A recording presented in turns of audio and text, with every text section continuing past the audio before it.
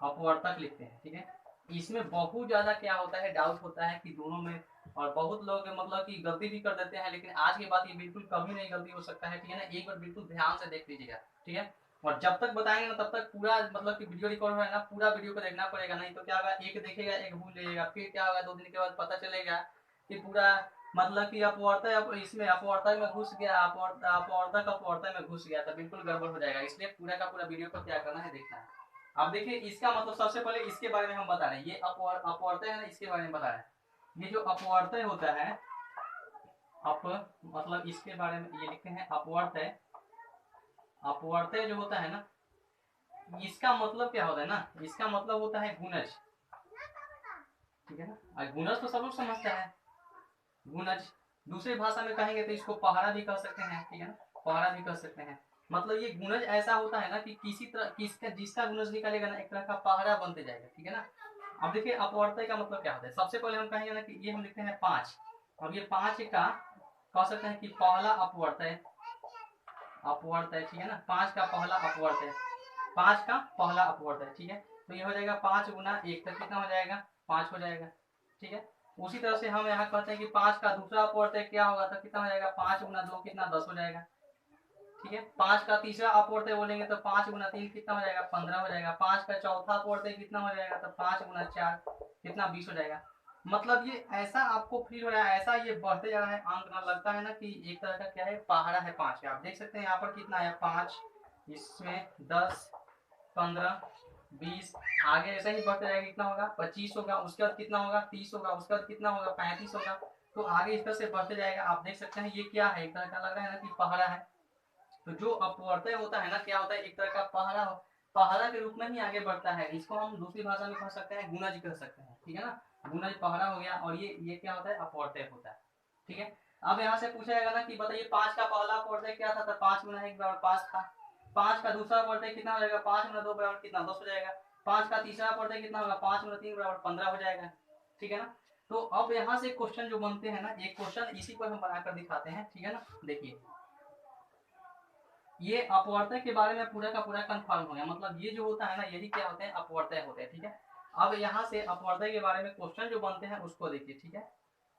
यहाँ क्वेश्चन हम लिख सकते हैं कि 5 का 20वां अपवर्तक, 5 का 20वां अपवर्तक क्या होगा, ठीक है। 5 का 20वां अपवर्तक क्या होगा, तो हम आपको अभी बताए हैं कि 5 का पहला अपवर्तक जब निकाले हैं तो क्या किए हैं, 5 गुना 1 बराबर 5 किए हैं। 5 का दूसरा अपवर्तक में क्या किए हैं, तो 5 गुना 2 बराबर कितना किए हैं, 10 किए हैं। 5 का तीसरा अपवर्तक में क्या किए हैं, 5 गुना 3 बराबर कितना, 15 किए हैं। तो बोलिए 5 के 20वां अपवर्तक में क्या हो जाएगा, तो 5 गुना 20 बराबर कितना, 100। बोलिए समझ में आया, समझ में आया। 5 के पहला अपवर्तक में क्या था, 5 गुना 1 बराबर 5, 5 का दूसरा अपवर्तक 5 गुना 2, 5 का तीसरा अपवर्तक 5 गुना 3, 5 का चौथा अपवर्तक 5 गुना 4, तो 5 का 20वां अपवर्तक क्या होगा, 5 गुना 20 होगा। तो ये होता है अपवर्तक का कहानी। ऐसा ही क्या होता है, अपवर्तक आगे की ओर बढ़ता है, और ये जो बढ़ता है ना, एक तरह के पहाड़ा का रूप है। ये जो देख रहे हैं ना, ये 5, 10, 15 इस तरह का क्या है, 5 के पहाड़ा ही है, ठीक है ना। हालांकि ये बढ़ते जाएगा, पहाड़ा होता है कि ये अंतर सेम होता है, देख सकते हैं सबके बीच अंतर क्या है, बराबर है। मतलब ऐसे ही एक पहाड़ के रूप में आगे की ओर बढ़ता है। और दूसरा इसका नाम क्या है, इसका अपवर्तक का दूसरा नाम क्या होता है, बोलिए जल्दी से, इसका नाम होता है गुणज, ठीक है। तो ये क्या होता है, अपवर्तक होता है। अब हम आपको बताने जा रहे हैं अपवर्तक के बारे में, ठीक है ना, तुरंत बताना है अपवर्तक के बारे में। अब ऐसा नहीं कीजिएगा कि मतलब एक अपवर्तक देख लिया और छोड़ के भाग गए तो अपवर्तक भूल जाइएगा, ठीक है ना। पता चलेगा ना कि 2-4 दिन के बाद की अपवर्तक नहीं, अपवर्तक देखे थे, मतलब इसको नहीं इसको देखे थे, तो गड़बड़ हो जाएगा। इसलिए दोनों को क्या करना पड़ेगा, मतलब दोनों को ये देखना पड़ेगा, ठीक है ना। इसके लिए रुक जाइए, ठीक है ना, हड़बड़ाने से कुछ नहीं होता है, तुरंत हम बता रहे हैं अपवर्तक के बारे में। अब अपवर्तक क्या होता है देखिए, अपवर्तक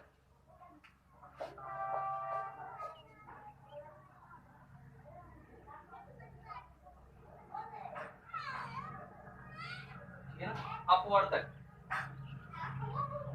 ये क्या है, अपवर्तक, ठीक है। अब देखिए अपवर्तक क्या होता है इसके बारे में, अपवर्तक के बारे में आपको जानना है तो सबसे पहले आपको, जैसे हम कहते हैं ना कि यहाँ पर ये लिख देते हैं कोई अंक 8 का अपवर्तय, 8 का अपवर्तक है। अपवर्तक का दूसरा नाम क्या है? गुणनखंड, गुणनखंड। अब देखिए 8 का अपवर्तक बताइए कितना हो जाएगा? तो कुछ नहीं करना है, मतलब कि हमको वह संख्या चुनना पड़ेगा, वह संख्या चुनना पड़ेगा जिससे 8 में भाग लग जाए। वह संख्या को चुनना पड़ेगा जिससे 8 में 8 ये कट सके, 8 को हम भाग दे सके। जैसे 8 का अपवर्तक बोले है ना, तो हमको 8 में भाग लगाना है, तो बोलिए वह कौन कौन सी संख्या चुनना पड़ेगा? 1 मिनट रुक जाइए। हाँ सही वीडियो रिकॉर्ड करते हैं यहाँ पर। देखिए 8 का यहाँ पर अपवर्तक निकालना है, यहाँ पर तो कितना हो जाएगा? हम क्या बोले कि वह संख्या चुनना पड़ेगा जिससे कि 8 कट से, तो क्या क्या हो सकता है? 1 हो जाएगा, 2 हो जाएगा, कटेगा ना। 3 से ये 8 नहीं कटेगा, तो क्या होगा? ये इसका अपवर्तक नहीं है। 4 से क्या कट सकता है? क्या एकदम कटेगा, 4 दूना 8 कटेगा। उसके बाद किससे? 8 से कटेगा। तो 1 2 4 8 ये जो संख्या आपको दिखाई दे रहा है ना, ये सब संख्या क्या है? 8 का अपवर्तक है। तो ये होता है क्या? अपवर्तक। दूसरी भाषा में इसका नाम क्या है? गुणनखंड नाम, ठीक है ना। और भी देख सकते हैं, कह सकते हैं कि 12 का अपवर्तक क्या होगा? तो 12 के लिए क्या करेंगे? 1 से करेंगे, उसके बाद 2 से कटेगा, 3 से कटेगा, 4 से कटेगा, 6 से कटेगा, 12 से कटेगा। तो ये जितने भी संख्या है ना, कौन कौन? 1 2 3 4 6 12, ये सब क्या है? तो 12 का क्या है? अपवर्तक है, ठीक है। तो अपवर्तय में क्या बताया है कि एक तरह का गुणज। अपवर्तय में क्या बताया है कि इसका मतलब क्या होता है? गुणज होता है। और इसमें कह सकते हैं कि मतलब कि पहला अपवर्तय, जैसे 2 का पहला अपवर्तय 2 गुना 1 बराबर 2 हो जाएगा। 2 का दूसरा, 2 का 10वां अपवर्तय 2 गुना 10 बराबर कितना हो जाएगा? 20 हो जाएगा। तो ये चीज अलग था, लेकिन ये जो है ना, कौन सा अपवर्तक, ये वाला, इसमें क्या है देख लीजिए।